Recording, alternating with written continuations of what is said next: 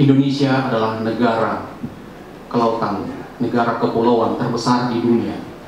Akan tetapi, ironisnya, hampir semua masalah-masalah besar di Indonesia itu ada di pesisir, pulau-pulau kecil, dan pulau-pulau terluar. Kita sangat gagap ketika bicara maritim. Isu-isu perbatasan, kemiskinan, perampokan, kemudian degradasi sumber daya pesisir, terumbu karang, mangrove, kemudian banyak sekali hal-hal yang terjadi tidak mampu ditangani. Hal ini disebabkan karena selama beberapa dekade perhatian kita sangat rendah terhadap pembangunan kelautan, khususnya pembangunan maritim secara menyeluruh. Untuk itu, inilah yang menyebabkan begitu tertinggalnya dan gagapnya kita ketika masuk ke isu-isu maritim. Illegal fishing kita rugi ratusan triliun setahun dan banyak sekali hal yang isu-isu dan persoalan yang terjadi di lautan. Kami kemudian tersentuh, kami terenyuh ketika Pak Jokowi Widodo mengeluarkan visi misi yang menggarisbawahi dan memperkuat urgensi untuk mendukung pembangunan yang berbasis dan berorientasi maritim.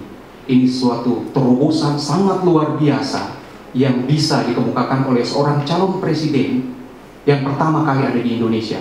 Setelah dulunya ada misalnya ada deklarasi Juanda tahun 1957, baru pertama kali lagi kita lihat ada visi untuk mendorong ke maritim. Untuk itulah kami para pemerhati, praktisi, dan individu yang peduli terhadap pembangunan kelautan, kebetulan kami tidak terlalu pintar pidato, lebih banyak di lapangan. Kami banyak di lapangan, di pulau-pulau terluar, di pesisir-pesisir dan desa-desa pesisir. Kami tersentuh untuk bersama-sama ikut berkontribusi dalam suatu agenda demokrasi ini, berpartisipasi dengan membentuk satu forum maritim hebat.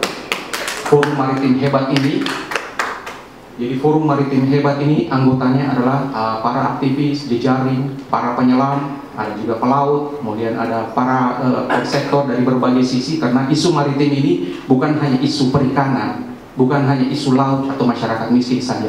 Ini harus dilihat dalam tataran yang komprehensif. Kami kemudian bergabung, kemudian membentuk satu forum maritim hebat. Kemudian bersama-sama kami merumuskan kira-kira kontribusi apa yang bisa kami berikan untuk mendukung Jokowi dan JK sebagai presiden dan wakil presiden tahun 2014 dan 2019 nanti.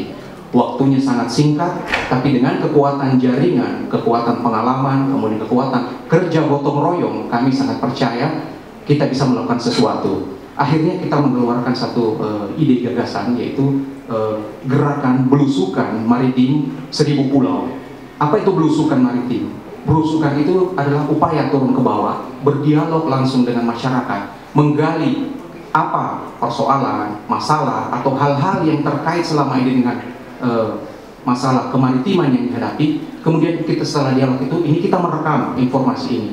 Kemudian kita juga akan menyampaikan visi, misi, dan gagasan Jokowi terkait dengan maritim. Kami akan mencoba, lokasinya akan mencakup 1000 pulau. 1000 pulau ini kita sebut, tapi sebenarnya di lapangan itu mencapai 1000 lokasi atau 1000 spot maritim, karena banyak sekali spot maritim yang selama ini tertinggal, diabaikan. Ini yang kita mau coba angkat. Jadi 1000 lokasi inilah yang akan kita rekam. Di setiap lokasi itu akan ada jejaring kita, relawan kita akan gerak masuk ke sana, kemudian berdialog langsung dengan masyarakat, menanyakan isu, permasalahan atau persoalan kemaritiman yang selama ini mereka hadapi. Itu kami kompilasi, kemudian kami sampaikan juga gagasan pembangunan Jokowi maritim terkait dengan maritim ini, sekaligus menyampaikan langsung kepada masyarakat. Masyarakatnya ada masyarakat penyelam, ada masyarakat nelayan, ada masyarakat pelaut, ada berbagai masyarakat yang ada yang terkait selama ini, terlupakan. Inilah yang menjadi target kami.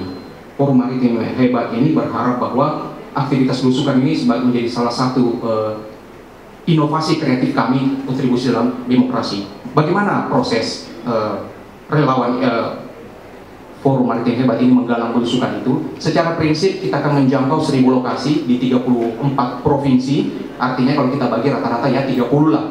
Jadi targetnya 30 lokasi belusukan di tiap provinsi. Untuk itu tadi subuh itu kita sudah mulai berangkat tiga tim ke lokasi. Yang pertama ke Papua Barat, kemudian Sumatera Utara dan Maluku. Kemudian selanjutnya secara bergilir bertahap kita akan mencoba memberangkatkan lagi, sehingga koordinator-koordinator lapangan dan relawan itu akan bisa berinteraksi untuk melakukan di sana.